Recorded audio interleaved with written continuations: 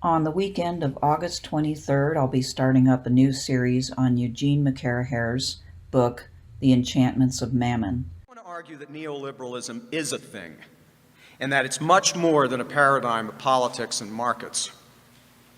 Neoliberalism names an attempt to remake all of human life in the image and likeness of the market. McCarraher developed his book without a whole lot of study of Taylor, but with a whole lot of study of Weber, whom he disagrees with, Max Weber. Taylor also builds on Weber, but takes a different take on Weber's analysis of enchantment and disenchantment and so on. It's a moral and metaphysical imagination in which capitalist property relations provide the template for understanding the world. There is no alternative, as Thatcher once declared, because in this view, there truly is no alternative. There is only one holistic system of systems, and it's capitalism all the way down. McCarraher wants to disagree with Weber, does so strongly in this book, not about the fact that there is such a thing as enchantment, but rather the thesis that we live in a disenchanted world. McCarraher's interesting thesis in this book is that we very much still live in an enchanted world, but the enchantment has moved into the area of neoliberal capitalism, so that those religious feelings, you might say, have lodged themselves securely in money, commodities, and in the whole system and way of thinking. Far from allocating goods, the market is the ontological architecture of the cosmos in this view. An omniscient and inerrant being more righteous than mere quivering corporeal mortals. In other words, under neoliberal auspices, the capital M market becomes the latest modern surrogate for traditional divinity. The world is a business, Mr. Beale and everyone here. Money is the sacramental token, what anthropologists once called the mana, or the pneuma, the elan vital, and the market is the atomic and subatomic and galactic structure of things. His overall point seems to be that the enchantment that we've lodged in capitalism ought to be dislodged and moved back into the spiritual realm. In other words, McCarraher takes seriously enchantment. He doesn't see it as a psychological thing. He's a Catholic thinker. For him, God is real, and faith in God has been misplaced.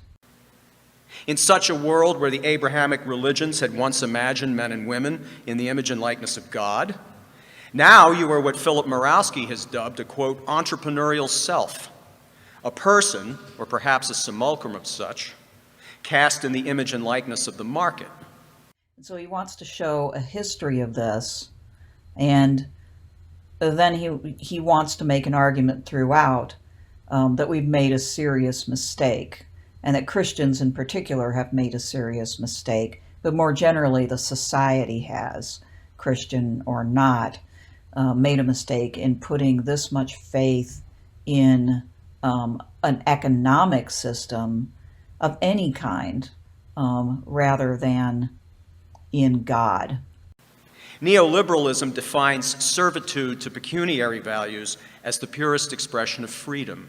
A lot of you may or may not be attracted to arguments that have anything to do with God. I would argue that no matter what kind of faith you have, or if you have none at all, that you ought to pay attention to this argument, because he may have something, just as Charles Taylor may have something, and Carl Jung basically before either one of them, that whether people consciously have a faith or not, there is this thing within them that wants that somehow. And that energy is going to move into something, and we're going to worship something. So at the very least, we ought to be conscious of the fact that we do this, so that we can perhaps control it instead of letting it control us. As the Verve lamented 20 years ago, you're a slave to money, and then you die. So just wanted to show you a little bit of the table of contents here so you get an idea of what he does. I won't be able to cover this in this much detail, nor would you probably want me to, but it's a pretty darn good history. He uses a massive amount of documentary evidence to show the intersection between American Protestant Christianity and capitalism and democracy and how those things got all tied up together. It's pretty amazing. Some of it's kind of, well, I knew a lot of it, and I suppose many of you do too, but the amount of detail and just some of the examples that he provides truly are kind of amazing and eye popping and, well, enlightening for sure.